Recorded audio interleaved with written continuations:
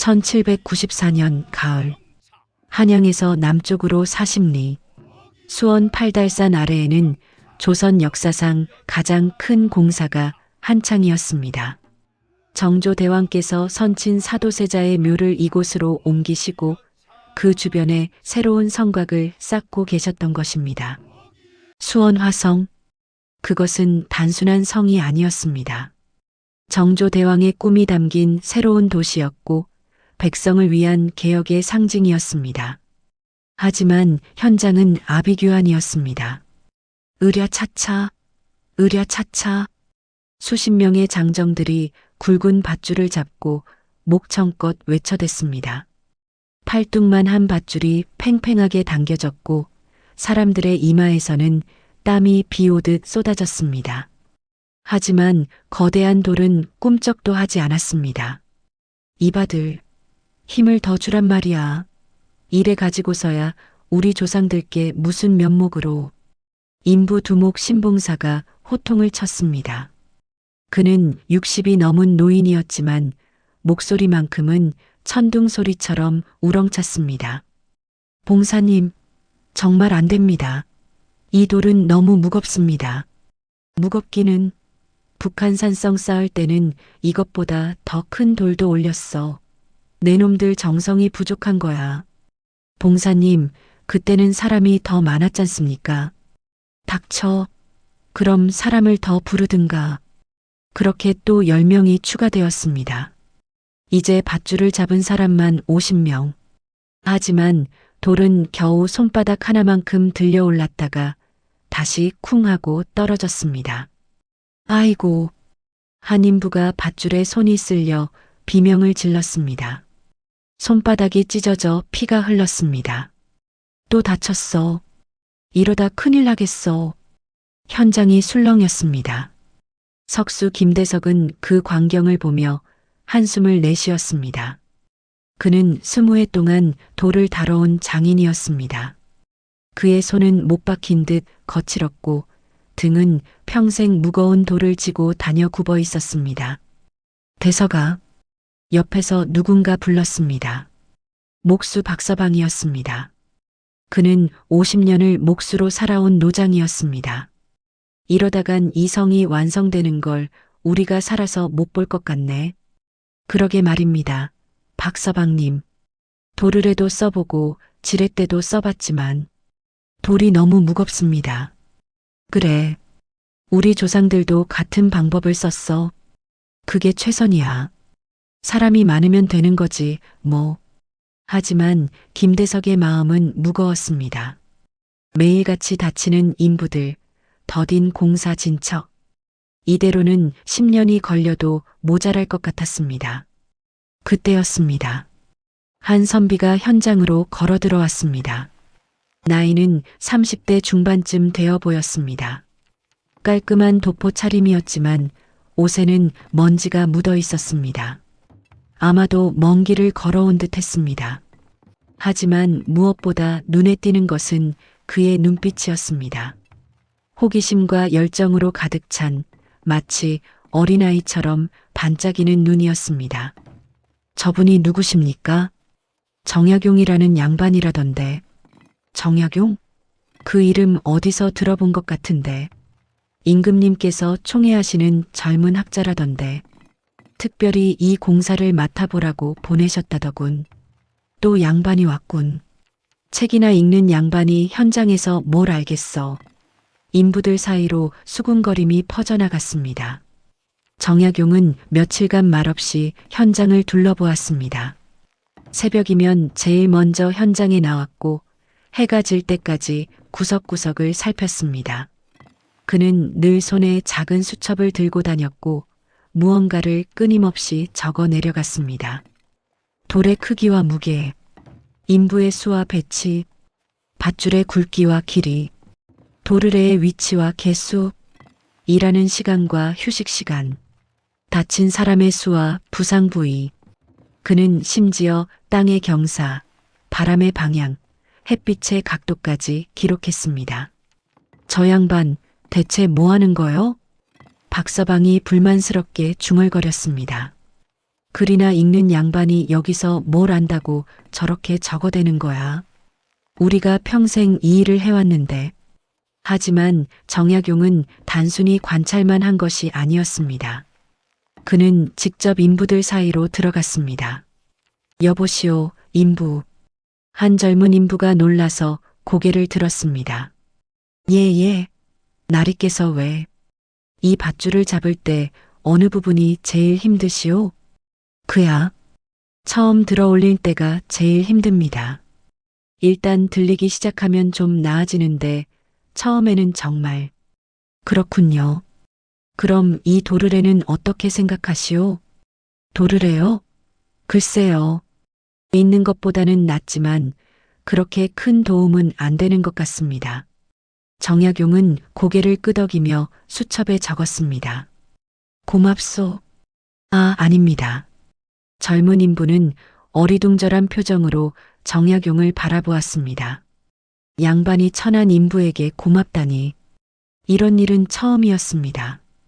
정약용은 다음으로 석공들이 모여 있는 곳으로 갔습니다. 김대석 석수님이십니까? 예, 그렇습니다만. 김대석은 경계하는 눈빛으로 정약용을 바라보았습니다. 돌을 다루는 솜씨가 정말 훌륭하십니다. 아까 그 돌을 다듬으시는 것을 봤는데 정말 감탄했습니다. 감사합니다. 김대석은 당황했습니다. 평생 칭찬 같은 건 받아본 적이 없었습니다. 일을 잘하는 건 당연한 것이고 못하면 욕을 먹는 게 세상이었는데 혹시 여쭤봐도 되겠습니까? 돌의 무게를 어떻게 가늠하십니까? 돌의 무게요? 그냥 보면 압니다. 보면 안다고요? 예. 돌의 크기, 재질, 결 이런 걸 보면 대충 짐작이 갑니다. 놀랍습니다. 그럼 저 돌은 얼마나 나갈까요? 김대석은 저 멀리 있는 돌을 보았습니다. 저 돌이요? 글쎄요. 장정 50명이 들어야 할 겁니다. 50명이요. 그럼 돌 하나를 옮기는데 50명이 필요하다는 말씀이군요. 그렇습니다. 정약용은 또 수첩에 적었습니다. 김석수님, 제가 여쭤봐도 될까요? 돌을 옮기다가 다치는 경우가 많습니까? 김대석의 얼굴이 어두워졌습니다. 많지요. 밧줄이 끊어지기도 하고 돌이 굴러떨어지기도 하고 지난달에도 제 제자 하나가 돌에 깔려서 그는 말을 잇지 못했습니다. 정약용은 조용히 고개를 숙였습니다. 죄송합니다. 슬픈 기억을 건드렸군요. 아닙니다. 이 일이 원래 위험한 일이니까요. 위험하지 않게 할 수는 없을까요? 예. 김대석은 정약용을 빤히 쳐다보았습니다. 무슨 말씀이십니까? 돌을 옮기되 사람이 다치지 않게 하는 방법 말입니다. 그런 게 어디 있습니까? 무거운 돌을 다루면 다치는 건 당연한 일입니다. 당연하다고요? 정약용은 고개를 저었습니다. 저는 그렇게 생각하지 않습니다. 분명 방법이 있을 겁니다. 김대석은 코웃음을 쳤습니다. 하지만 정약용의 진지한 눈빛을 보고는 아무 말도 할 수 없었습니다. 정약용은 목수들이 일하는 곳으로도 갔습니다. 박서방님이십니까? 그렇소이다. 박서방은 퉁명스럽게 대답했습니다. 그는 도포 입은 양반들을 좋아하지 않았습니다. 평생 일만 해온 자신들을 무시한다고 생각했기 때문입니다. 나무를 다루시는 솜씨가 정말 대단하십니다. 그렇토? 저 도르래를 보았는데 나무를 깎는 솜씨가 예술이더군요. 정확하게 원형을 만드시다니. 박서방의 표정이 조금 풀렸습니다. 50년을 했으니 당연하지요. 50년이요. 대단하십니다. 혹시 제가 여쭤봐도 될까요? 도르래를 만들 때 가장 중요한 것이 무엇입니까? 도르래요? 글쎄, 일단 나무가 좋아야 합니다. 단단하면서도 적당히 유연한 나무, 그리고 무게를 견딜 수 있어야 하고, 박서방은 이야기를 하다가 문득 깨달았습니다. 자기도 모르게 한참을 떠들고 있었던 것입니다. 제가 너무 많이 말했습니다. 아닙니다. 정말 유익한 이야기였습니다. 제가 책에서는 배울 수 없는 것들이었습니다. 정약용은 진심으로 감사를 표했습니다. 박서방은 이상한 기분이 들었습니다. 양반이 자신 같은 천한 목수의 말을 경청하다니, 게다가 고맙다고까지 하다니, 정약용은 심지어 밥을 짓는 막사에까지 들렀습니다. 실례합니다. 이순이는 깜짝 놀라서 고개를 들었습니다. 양반이 부엌에 들어오다니, 나리, 여기는 천한 곳입니다. 천한 곳이라니요. 밥을 짓는 곳이 어찌 천합니까? 사람은 밥을 먹어야 일을 하는데. 이순이는 얼떨떨했습니다. 혹시 이 솥은 얼마나 큰 겁니까? 예. 한 말 반쯤 됩니다. 한 말 반이면 얼마나 많은 사람이 먹을 수 있습니까? 대략 100명쯤 됩니다. 100명이요. 그럼 하루에 몇 번을 지으십니까? 하루에 3번입니다. 새벽, 점심, 저녁? 그럼 하루에 300명분의 밥을 지으신다는 말씀이군요. 대단하십니다. 네, 대단하다니요. 그저 밥 짓는 일인걸요. 밥 짓는 일이 어찌 그저 일입니까? 부인께서 밥을 잘 지으시니 인부들이 힘을 낼 수 있는 것 아니겠습니까? 이순이의 눈시울이 붉어졌습니다. 남편을 잃고 이곳에 와서 일한 지 3년. 처음으로 누군가 자신의 일을 알아주었습니다. 정약용은 또 수첩에 무언가를 적었습니다. 실례지만 부인은 왜 이 힘든 곳에서 일하십니까? 이순이는 잠시 망설이다가 조용히 대답했습니다. 남편을 전염병으로 잃었습니다. 갈 곳이 없었지요. 친정은 멀고 시댁에서는 쫓아냈고 그랬군요. 하지만 여기서는 일한 만큼 품삯을 줍니다. 제대로 된 돈을요. 다른 곳은 품삯을 떼어 먹거나 아예 안 주는 곳도 많은데 여기는 달라요. 정약용의 눈이 반짝였습니다. 품삯을 제대로 준다고요? 예. 임금님께서 직접 명하셨다고 합니다. 일한 만큼 정확하게 품삯을 주라고. 그것도 다른 곳보다 더 많이 주라고. 그래서 사람들이 열심히 일하는군요. 그렇습니다. 품삯이 좋으니 다들 기꺼이 일합니다. 저 같은 과부도 떳떳하게 돈을 벌 수 있고요. 정약용은 깊이 생각에 잠겼습니다. 그렇구나. 기술만으로는 부족하다. 사람들이 기꺼이 일할 수 있는 환경. 그것이 먼저다. 정약용은 임시거처에서 촛불을 켜고 수첩을 펼쳤습니다. 지난 며칠간 관찰한 내용들이 빼곡히 적혀 있었습니다. 무거운 돌을 옮기려면 많은 사람이 필요하다. 많은 사람이 투입되면 위험도가 높아진다. 밧줄이 끊어지거나 돌이 떨어지면 큰 사고가 난다. 현재 사용하는 도르래는 효율이 낮다. 하지만 장인들의 기술은 훌륭하다. 특히 박서방의 목공 기술과 김대석의 석공 기술은 뛰어나다. 문제는 기술이 아니라 방법이다. 정약용은 붓을 들었습니다. 그는 어릴 적부터 궁금한 것이 많았습니다. 왜 물레방아는 물의 힘으로 돌아갈까? 왜 지렛대를 쓰면 무거운 것을 들 수 있을까? 왜 도르래를 쓰면 힘이 덜 들까? 그는 중국의 책들을 탐독했습니다. 천공괴물, 기기도설, 서양의 기계에 대한 책들도 읽었습니다. 그리고 깨달았습니다. 힘의 방향을 바꾸면 된다. 힘을 분산시키면 된다. 정약용은 종이 위에 그림을 그리기 시작했습니다. 도르래 하나, 도르래 둘, 도르래 셋, 도르래 넷. 도르래를 여러 개 조합하면 힘의 방향이 바뀌고 힘이 분산됩니다. 물론 책에서 읽은 이론이었습니다. 하지만 이론을 실제로 구현하는 것은 다른 문제였습니다. 나무의 강도는 어느 정도여야 할까? 밧줄은 얼마나 굵어야 할까? 도르래의 크기는? 도르래 사이의 간격은? 정약용은 계산에 몰두했습니다. 돌의 무게를 500근이라고 가정하면 도르래가 4개라면 이론상으로는 10분의 1의 힘만으로도 들어올릴 수 있습니다.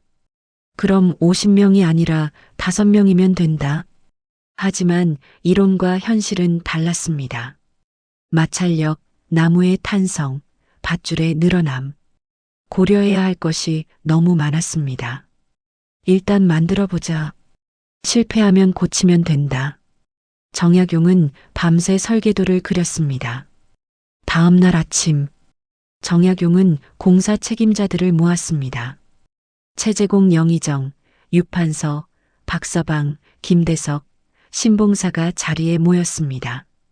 여러분, 제가 새로운 기계를 제안하고자 합니다. 정약용이 설계도를 펼쳤습니다.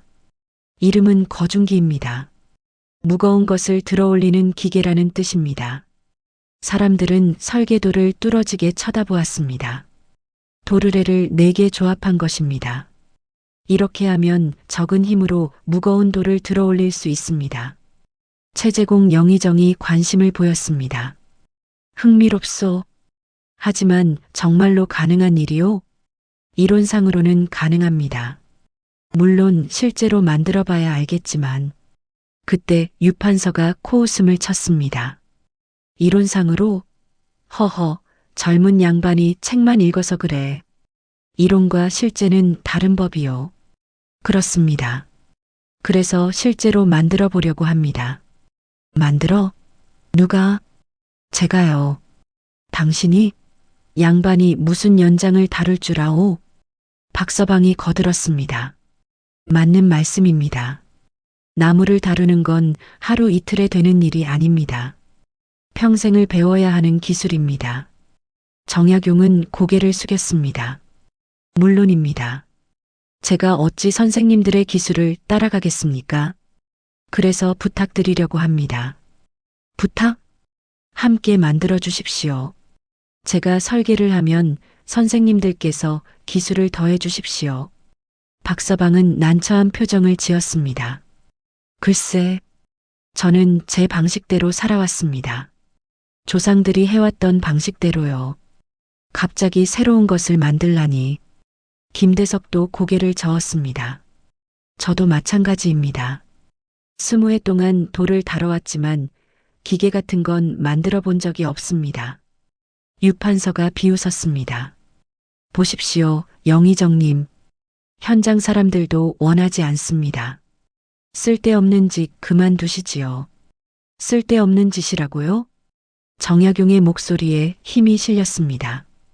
지난달에만 23명이 다쳤습니다. 그중 5명은 다시는 일을 할 수 없는 몸이 되었습니다. 이번 달에는 벌써 15명이 다쳤고요. 이게 쓸데없는 일입니까? 유판서의 얼굴이 붉어졌습니다. 그건 일을 하다 보면 당연하지 않습니다. 정약용이 자리에서 일어났습니다. 사람이 다치는 게 당연할 수는 없습니다. 분명히 더 나은 방법이 있습니다. 최재공이 말했습니다. 정경의 뜻은 알겠소. 하지만 실패하면 어쩌시려오? 시간과 자원이 낭비될 수도 있소. 실패하면 제가 책임지겠습니다.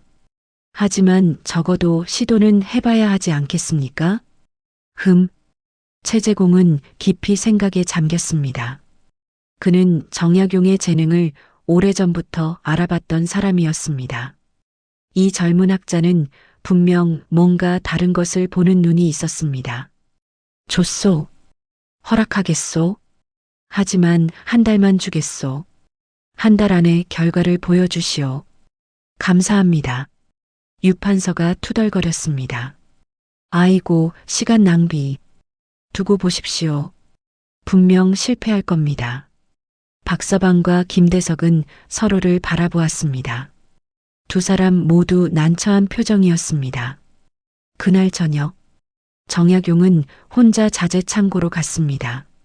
나무, 밧줄, 철물, 필요한 재료들을 하나하나 살폈습니다. 일단 작은 모형부터 만들어 보자. 그는 톱을 들었습니다. 하지만 나무를 자르는 것조차 쉽지 않았습니다. 톱질을 해본 적이 없었기 때문입니다. 손에 물집이 잡혔습니다. 하지만 멈출 수 없었습니다. 1시간, 2시간. 날이 누군가 불렀습니다. 돌아보니 차돌이었습니다. 차돌아, 넌 왜 아직 안 잤니? 나리께서 여기 계시는 걸 봤어요. 혼자 뭐 하시나 싶어서. 차돌이는 정약용의 손을 보고 깜짝 놀랐습니다. 나리, 손에서 피가 나요. 아, 이거 괜찮아. 조금 쓸렸을 뿐이야. 나리는 양반이시잖아요. 이런 일은 저 같은 아이들이 하는 건데 양반이라고 일을 못할 이유는 없단다. 정약용이 미소를 지었습니다. 차돌아, 혹시 내가 도와줄 수 있겠니? 저요? 제가 뭘 도와드릴 수 있을까요? 이 나무를 이렇게 깎아야 하는데 내가 나보다는 잘할 것 같구나. 차돌이는 신이 났습니다. 제가 할게요. 어린 차돌이는 서툴렀지만 그래도 정약용보다는 나았습니다. 석공의 조카로 자라면서 이런저런 일을 배웠기 때문입니다. 대단하구나, 차돌아. 이 정도야 뭐. 형들한테 배운 거예요. 둘은 밤새 작업을 했습니다. 그 모습을 멀리서 지켜보는 사람이 있었습니다. 이순이었습니다. 저 양반 참 이상하네. 양반이 직접 나무를 깎다니. 이순이는 주막으로 가서 따뜻한 차와 주먹밥을 만들었습니다. 나리, 아, 부인. 이거라도 드세요. 밤새 일하시면 몸이 상합니다. 고맙습니다. 정약용이 주먹밥을 받아 한 입 베어 물었습니다. 와, 정말 맛있습니다. 부인은 솜씨가 정말 좋으시군요. 이순이는 얼굴이 붉어졌습니다. 그저 밥 짓는 게 일인걸요. 밥을 짓는 것도 기술입니다. 같은 쌀로도 어떤 사람은 맛있게 짓고 어떤 사람은 맛없게 짓지요. 나리는 말씀이 참 다르세요. 다르다고요? 다른 양반들은 저 같은 여자는 거들떠보지도 않는데 나리는 고맙다고까지 하시니까요. 정약용은 진지하게 말했습니다. 당연히 고마워해야지요. 부인께서 밥을 지어주시니 제가 배부르게 먹고 일할 수 있는 거잖습니까? 이순이는 가슴이 뭉클했습니다. 이 양반은 정말 다르구나. 며칠이 지났습니다. 정약용과 차돌이는 낮에는 현장을 살피고 밤에는 거중기 모형을 만들었습니다. 작은 모형이 완성되었습니다. 도르래 4개를 조합한 장치였습니다. 자, 한번 해보자. 정약용은 무거운 돌을 매달았습니다. 그리고 차돌이와 함께 밧줄을 당겼습니다. 천천히, 아주 천천히 돌이 떠올랐습니다. 됐어. 날이 됐어요. 차돌이가 환호성을 질렀습니다. 그래, 됐구나. 정약용도 기뻤습니다. 이론이 현실이 되는 순간이었습니다. 하지만 기쁨도 잠시 문제가 생겼습니다. 도르래를 고정한 나무가 휘어지기 시작한 것입니다. 아! 나무가 부러지면서 돌이 쿵 하고 떨어졌습니다. 나리, 괜찮아. 이제 알았어. 나무가 더 튼튼해야 하는구나. 정약용은 낙담하지 않았습니다. 오히려 하나를 배웠다고 생각했습니다. 그날 밤 박서방이 찾아왔습니다. 나리, 아, 박서방님, 뭘 하고 계시는지 보러 왔습니다. 박서방은 부러진 나무와 모형을 살폈습니다. 이게 거중기입니까? 예. 아직 모형이지만요. 하지만 나무가 자꾸 부러져서 박서방은 나무를 만져보았습니다. 이 나무는 약합니다. 약하다고요? 예. 나무에는 결이 있습니다. 결을 거스르면 쉽게 부러집니다. 박서방이 설명했습니다. 이렇게 가로로 힘을 받는 부분은 결이 이렇게 가야 합니다. 그리고 이 부분은 떡갈나무가 좋습니다. 소나무는 너무 물러서 안 됩니다. 아, 정약용은 고개를 끄덕였습니다. 제가 몰랐던 부분이군요. 역시 선생님께서 오셔서 다행입니다. 선생님이라니. 저는 그냥 목수일 뿐입니다. 아닙니다. 목수야말로 진짜 선생님이십니다. 저는 책으로만 배웠지만 선생님은 평생 나무와 함께 사셨잖습니까? 박서방은 묘한 기분이 들었습니다. 나리, 예, 제가 도와드려도 되겠습니까? 정약용의 얼굴이 환해졌습니다. 정말입니까? 정말 도와주시겠습니까? 예. 처음에는 이 일이 옳지 않다고 생각했습니다.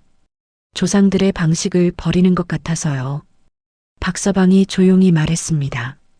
하지만 나리를 보니 생각이 바뀌었습니다. 나리는 조상들의 방식을 무시하는 게 아니라 더 발전시키려는 거더군요. 감사합니다, 선생님. 그리고 나리 말씀이 맞습니다. 사람이 덜 다치는 게 중요합니다. 저도 제자를 잃은 적이 있습니다. 박서방의 목소리가 떨렸습니다. 10년 전입니다. 제 제자가 있었습니다. 20도 안 된 젊은 친구였죠.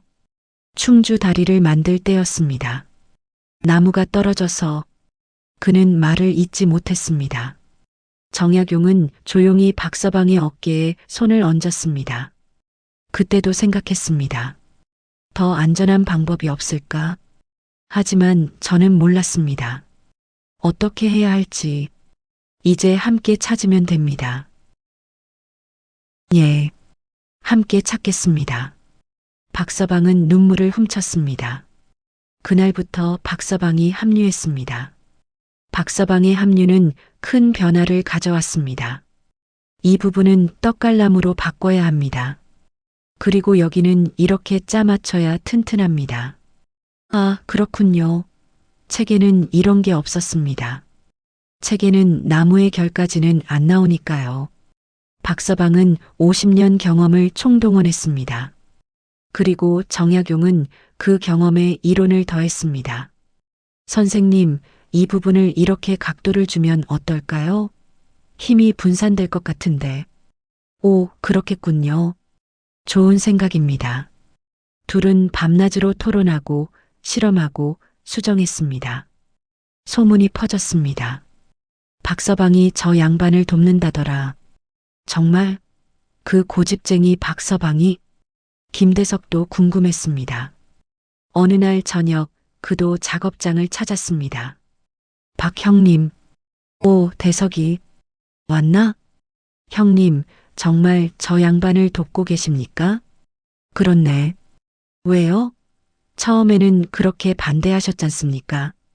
박서방은 거중기 모형을 가리켰습니다. 이걸 보게. 정말 신기하네. 도르래 4개로 이렇게 무거운 걸 들 수 있다니. 하지만 대석이, 자네도 제자를 잃었지? 예. 김대석의 얼굴이 어두워졌습니다. 지난달에 돌에 깔려서.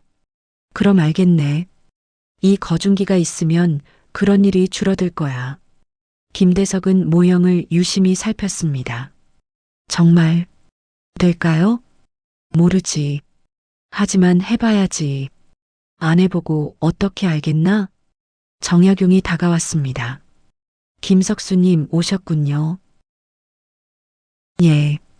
혹시 석수님께 여쭤봐도 될까요? 이 거중기로 돌을 들어 올릴 때 돌을 어떻게 걸어야 할까요? 돌을요? 예. 돌의 무게 중심을 잘 잡아야 할 것 같은데 제가 잘 모르겠습니다. 김대석은 돌을 살폈습니다. 돌의 무게 중심은 여기쯤입니다. 어떻게 아십니까? 보면 압니다. 20회를 했으니까요. 대단하십니다. 그럼 여기에 걸쇠를 다는 게 좋겠군요. 예, 그렇습니다. 하지만 걸쇠를 단단하게 박아야 합니다. 느슨하면 돌이 떨어집니다. 그렇군요. 혹시 석수님께서 도와주실 수 있습니까? 김대석은 망설였습니다. 저는 기계 같은 건 만들어 본 적이 없습니다. 기계를 만드는 건 저와 박서방 님이 하겠습니다. 석수님은 돌에 대해 알려주시면 됩니다. 돌에 대해서요? 예. 어떤 돌이 무거운지, 무게중심이 어디인지, 어떻게 다뤄야 안전한지, 석수님만 아는 것들이지 않습니까? 김대석은 생각했습니다. 내가 아는 걸 알려주기만 하면 되는구나. 좋습니다. 돕겠습니다. 감사합니다. 이렇게 김대석도 합류했습니다. 셋이 모이니 일이 빨라졌습니다. 정약용은 설계를 하고 박서방은 나무를 다루고 김대석은 돌의 특성을 알려주었습니다. 이 정도 크기의 돌이면 무게가 500근쯤 됩니다. 500근이면 도르래가 4개면 되겠습니다. 하지만 나무가 견딜 수 있을까요? 이렇게 보강하면 됩니다. 셋은 토론했고 실험했고 실패했고 다시 시도했습니다. 차돌이도 열심히 도왔습니다. 심부름을 하고 도구를 날라주고 때로는 직접 나무를 깎기도 했습니다. 나리, 이거 이렇게 하는 게 맞습니까? 잘하고 있구나, 차돌아. 조금만 더 깎으면 돼. 이순이는 매일 밤 따뜻한 차와 음식을 가져왔습니다. 나리들, 이거라도 드세요. 아이고, 부인. 고맙습니다. 오늘은 뭘 가져오셨습니까? 된장찌개와 보리밥입니다. 변변치 않지만, 변변치 않다니요. 이만한 게 어디 있습니까? 넷은 둘러앉아 밥을 먹었습니다. 나리, 김대석이 물었습니다. 나리는 왜 이렇게까지 하십니까? 양반께서 굳이 이런 힘든 일을. 정약용은 잠시 생각하다가 대답했습니다. 저도 처음에는 임금님의 명이니까 했습니다. 하지만 이제는 그는 현장을 바라보았습니다. 사람들이 보입니다. 땀 흘리며 일하는 사람들, 다친 사람들. 그분들이 조금이라도 덜 힘들었으면 좋겠습니다. 그것뿐입니까? 그리고 정약용이 미소를 지었습니다. 재미있습니다. 뭔가 새로운 걸 만드는 게 정말 재미있어요. 모두가 웃었습니다. 나리는 참 솔직하십니다. 솔직한 게 좋지 않습니까? 가식을 떨 필요가 뭐 있겠습니까? 박서방이 말했습니다. 저도 처음에는 나리가 그저 공명심에 이런다고 생각했습니다. 하지만 아니더군요. 공명심이요? 예. 새로운 걸 만들어서 이름을 날리려는. 하지만 나리는 달랐습니다. 진심으로 사람들을 걱정하셨어요. 김대석도 고개를 끄덕였습니다. 맞습니다. 그리고 우리 같은 천한 사람들의 말도 경청하시고. 천하다니요. 기술을 가진 사람이 어찌 천합니까? 정약용이 진지하게 말했습니다. 글을 아는 것도 배움이고 기술을 아는 것도 배움입니다. 오히려 기술이 더 귀한 것 아닙니까? 글은 먹고 살 수 없지만 기술은 먹고 살 수 있으니까요. 나리, 셋은 감동했습니다. 이순이도 눈시울이 붉어졌습니다. 나리 같은 분이 더 많았으면 좋겠습니다. 아닙니다, 부인. 제가 부인들께 배우는 겁니다. 한 달이 다 되어 갔습니다. 드디어 실제 크기의 거중기가 완성되었습니다. 높이가 3길이나 되는 거대한 나무 기둥. 그 위에 도르래 4개가 정교하게 조합되어 있었습니다. 와, 현장 사람들이 모여들었습니다. 저게 거중기라는 건가? 정말 저걸로 돌을 들 수 있을까? 최재공 영의 정도 왔습니다. 유판서도 왔습니다. 자, 보여주시지. 정말 되는지. 유판서의 목소리에는 비웃음이 섞여 있었습니다. 정약용은 침착하게 말했습니다. 먼저 작은 돌부터 시험해 보겠습니다. 작은 돌? 그럼 의미가 없지 않소? 아닙니다. 작은 것부터 확인해야 안전합니다. 정약용은 100근짜리 돌을 준비했습니다. 차돌아, 준비됐니? 예, 나리. 둘이서 밧줄을 잡았습니다. 하나, 둘, 셋. 도르래가 돌아가기 시작했습니다. 그리고 돌이 천천히 떠올랐습니다. 오! 사람들이 감탄사를 내뱉었습니다. 정말 두 사람이 100근짜리 돌은 계속 올라갔습니다. 한 길, 두 길, 됐습니다. 정약용이 외쳤습니다. 사람들이 박수를 쳤습니다. 하지만 유판선은 코웃음을 쳤습니다. 100근짜리 돌이야 원래도 두세 사람이 들 수 있소. 진짜 시험은 큰 돌이오. 맞습니다. 그럼 이제 큰 돌로 해보겠습니다. 정약용은 500근짜리 거대한 돌을 가리켰습니다. 저 돌을 들어 올리겠습니다. 사람들이 술렁였습니다. 저 돌이면 50명은 필요한데 정말 될까? 김대석이 걸쇠를 돌에 단단히 박았습니다. 무게중심을 정확히 잡았습니다. 박서방이 나무 기둥을 점검했습니다. 나무도 튼튼합니다. 정약용은 이순이를 보았습니다. 부인, 혹시 함께 해주시겠습니까? 저요? 예. 여자도 할 수 있다는 걸 보여주고 싶습니다. 이순이는 놀랐습니다. 하지만 저는 힘이 약한데 괜찮습니다. 거중기는 힘이 약한 사람도 쓸 수 있게 만든 겁니다. 이순이는 떨리는 손으로 밧줄을 잡았습니다. 정약용, 차돌이, 이순이, 그리고 박서방, 김대석 5명이 밧줄을 잡았습니다. 다들 준비됐습니까? 예. 그럼 시작하겠습니다. 하나, 둘, 셋. 5사람이 힘을 합쳤습니다. 도르래가 삐걱거리며 돌아갔습니다.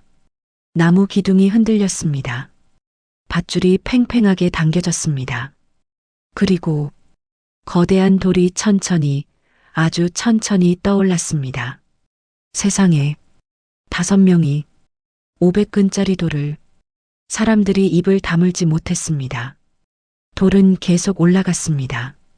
한 길, 두 길, 세 길, 됐습니다. 정약용이 외쳤습니다. 현장이 폭발했습니다. 와, 대단하다. 정말 됐어. 사람들이 환호했습니다.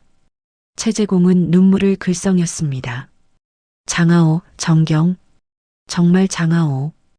유판선은 할 말을 잃었습니다. 박서방과 김대석은 서로를 껴안았습니다. 우리가 해냈어. 정말 해냈어. 이순이는 눈물을 흘렸습니다. 제가 저런 무거운 돌을.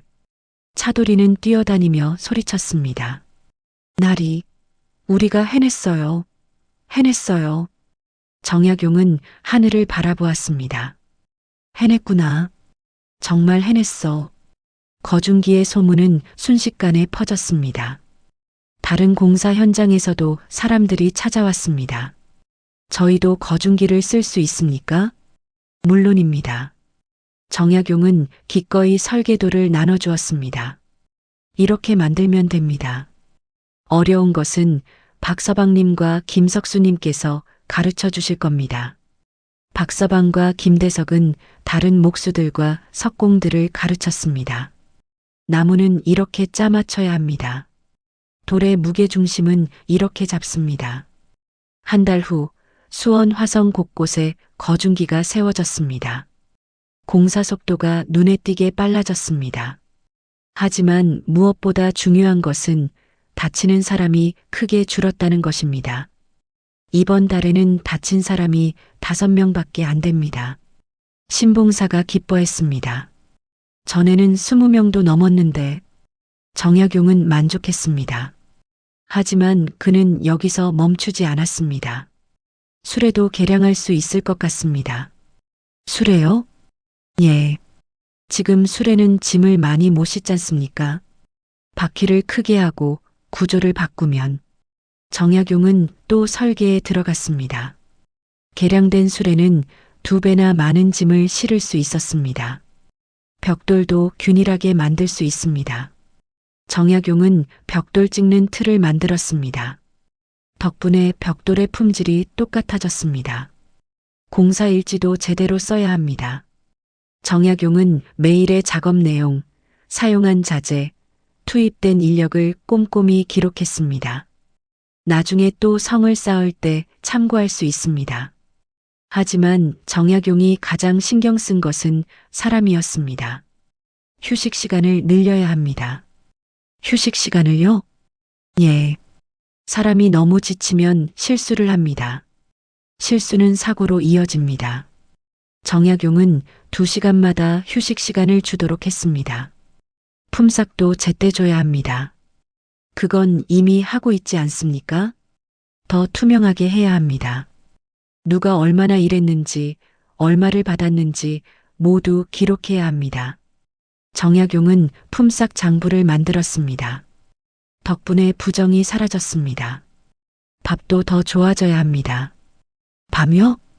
예. 힘든 일을 하는데 밥이라도 잘 먹어야지요. 정약용은 이순이와 상의했습니다. 부인, 반찬을 더 다양하게 할 수 있을까요? 그렇게 하고 싶지만 예산이 제가 임금님께 말씀드리겠습니다.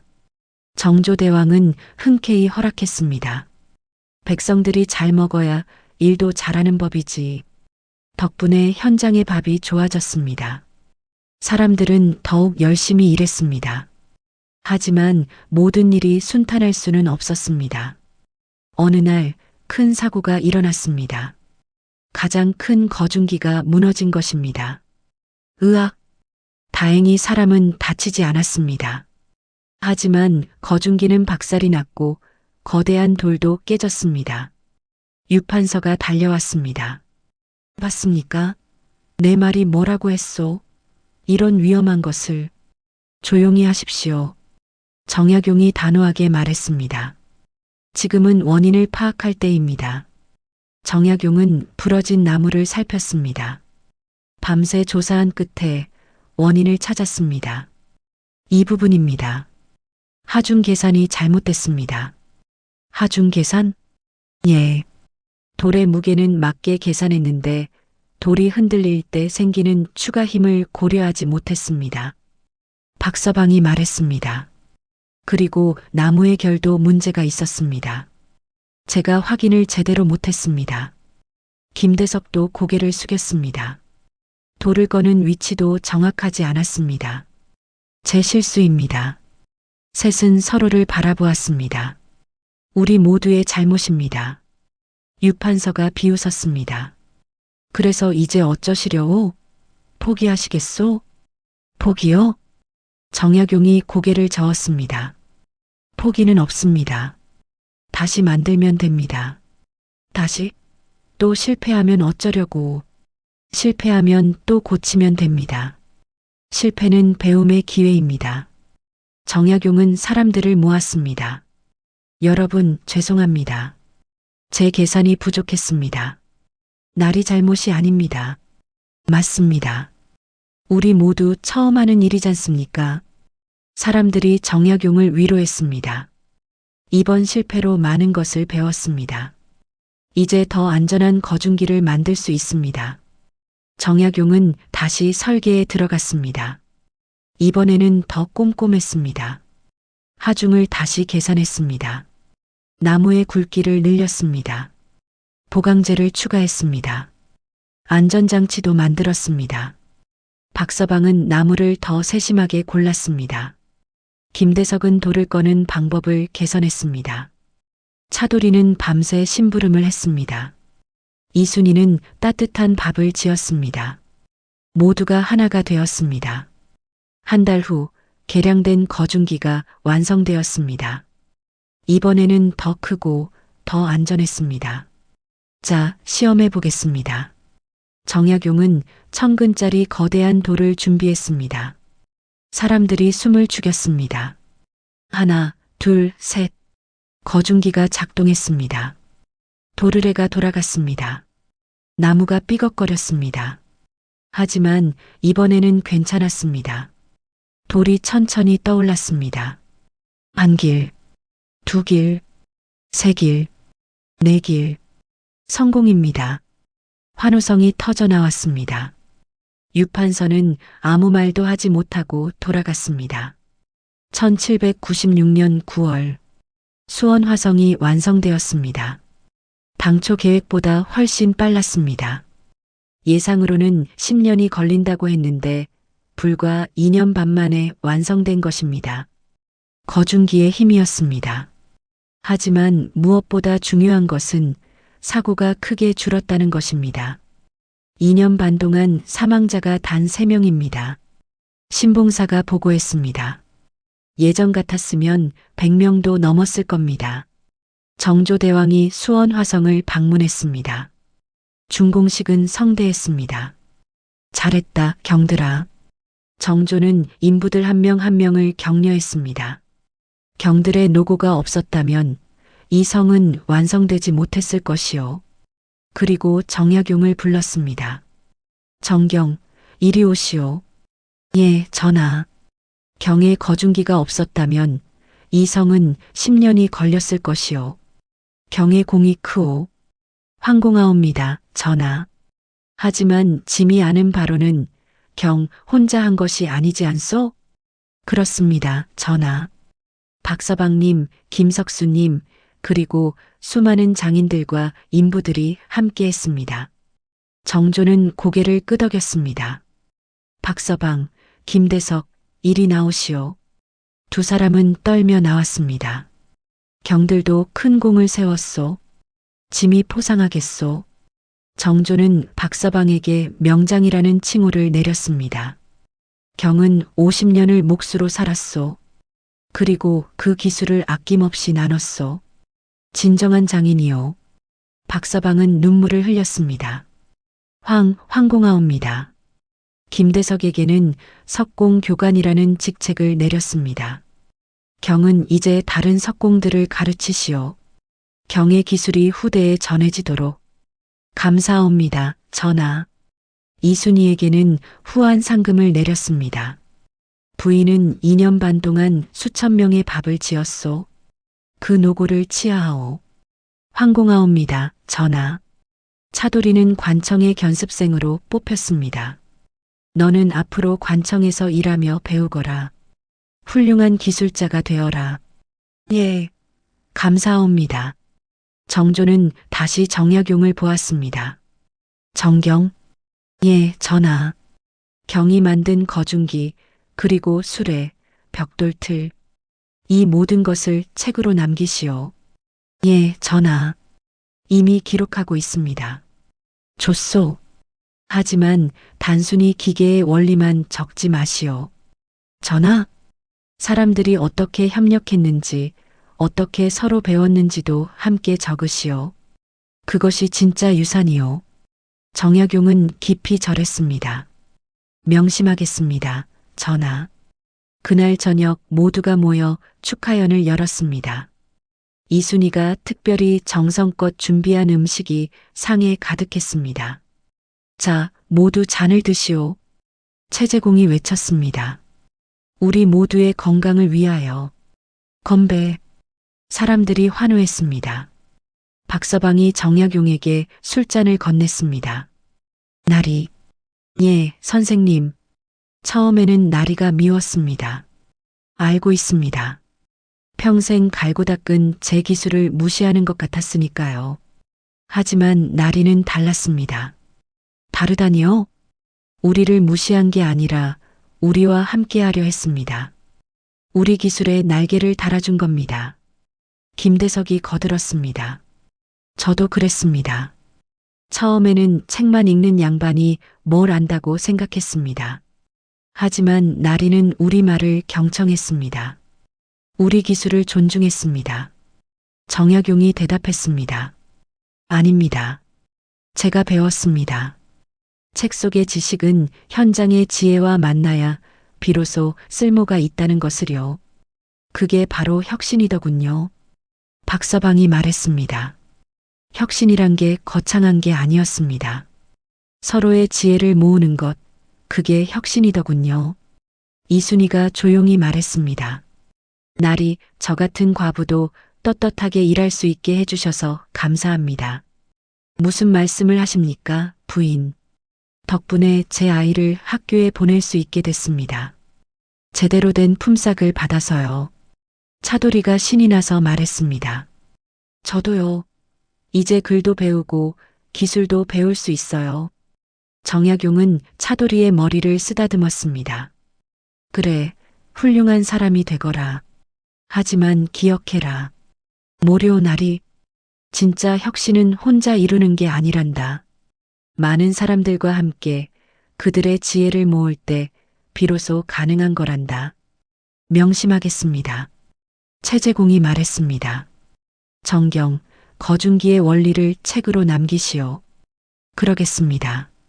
하지만 단순히 기계의 원리만 적지는 않겠습니다. 무엇을 적으시려오? 사람들이 어떻게 협력했는지, 어떻게 서로의 지혜를 나눴는지도 함께 적겠습니다. 그것이 진짜 유산이니까요. 훌륭하오. 밤은 깊어갔지만 잔치는 계속되었습니다.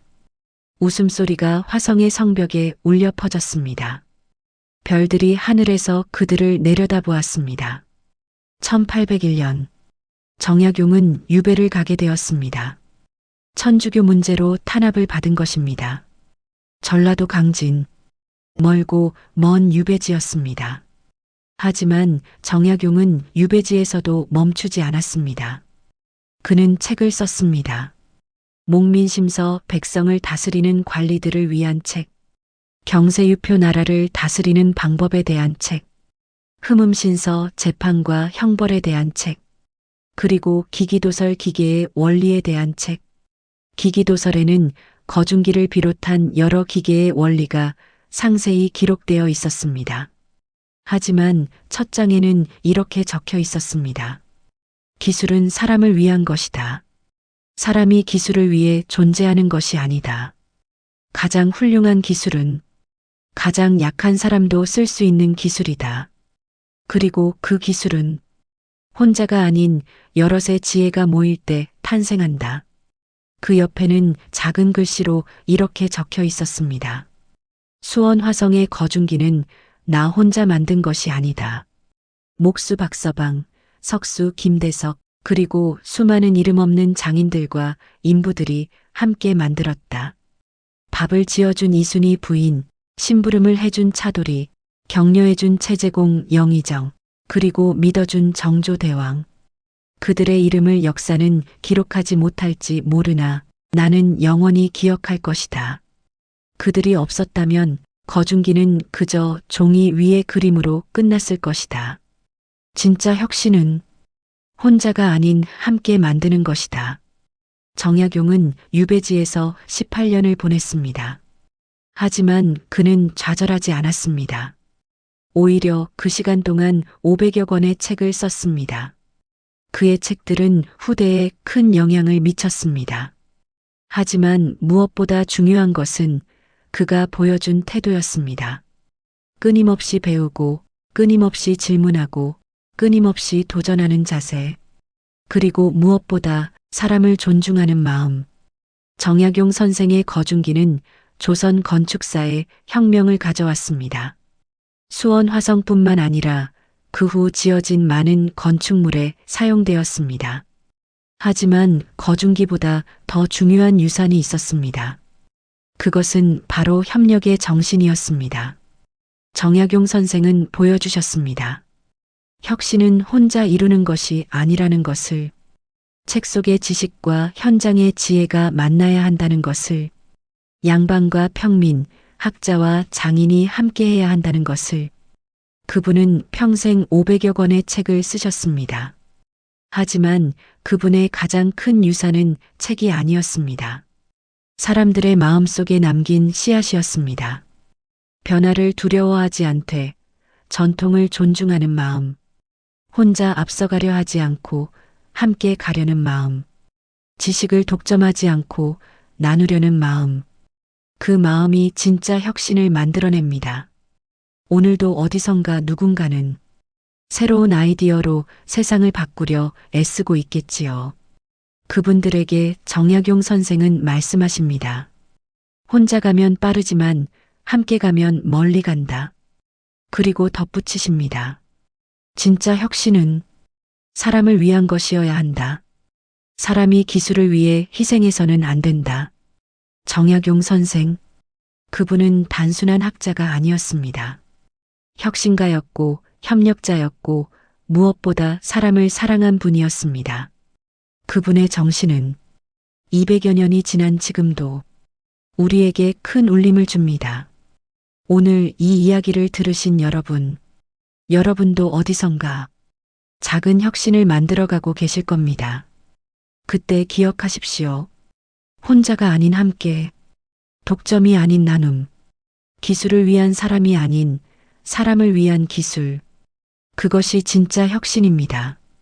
그것이 정약용 선생께서 우리에게 남겨주신 가장 큰 유산입니다. 우리는 흔히 결과만 기억하지만 그 사람은 그 순간을 처음 살아가고 있었습니다. 오늘의 이야기는 여기까지입니다. 다음 시간에도 한 사람의 인생으로 역사를 함께 읽어보겠습니다. 청취자 여러분 감사합니다.